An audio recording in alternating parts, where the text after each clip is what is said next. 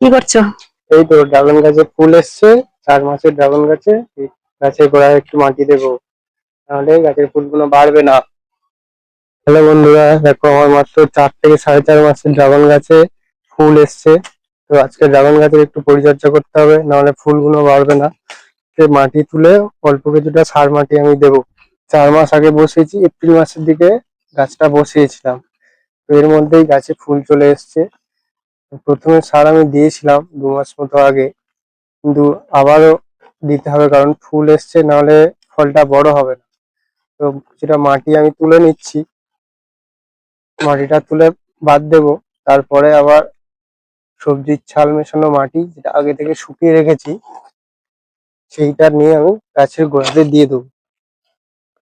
ওই মাটিটা দিলে তাহলে ফুল আর ফলটা বেশ ভালোই হবে।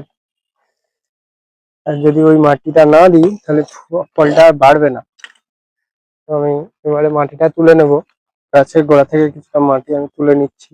দেখতে পাচ্ছ গাছের গ্রোথ কত সুন্দর হয়েছে, গাছের সাথে শিকড়ও চলে আসছে। সব দিক থেকে কিছুটা করে মাটি তুলে নেব। মোটামুটি অনেকটাই মাটি তুলে নিয়েছি।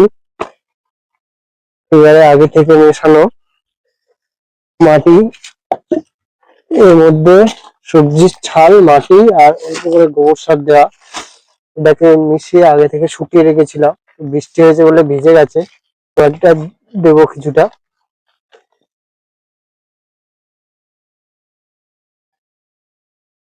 এরকম ভাবে চারিদিকে দেবো।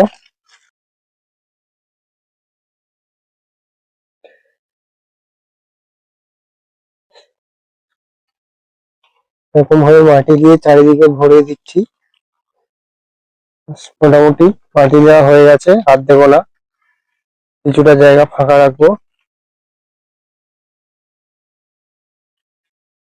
এই গাছটাও একসাথে বসিয়েছিলাম, 4 মাস হয়ে গেছে, গাছের বয়স প্রায় 4, 4.5 মাস, 5 মাস। কিন্তু এই গাছের গোড়ায় একটা লঙ্কা গাছ আছে, সেটাতেও লঙ্কা হয়েছে, সেই জন্যই হয়তো এই গাছগুলোতে ফুল আসেনি। যে গাছটার গোড়াতে কোনো গাছ দিইনি, অন্য কোনো গাছ দিইনি, সেটাতে শুধু ফুল এসছে। বাকি অন্য আর একটা গাছের গোড়াতেও একটা টমেটো গাছ আছে, আর এই গাছটার গোড়াতে লঙ্কা গাছ হয়েছে। গাছ দুটো তুলে নি, সেই জন্য হয়তো ওই গাছ দুটোতে ফুল আসেনি। টাটা।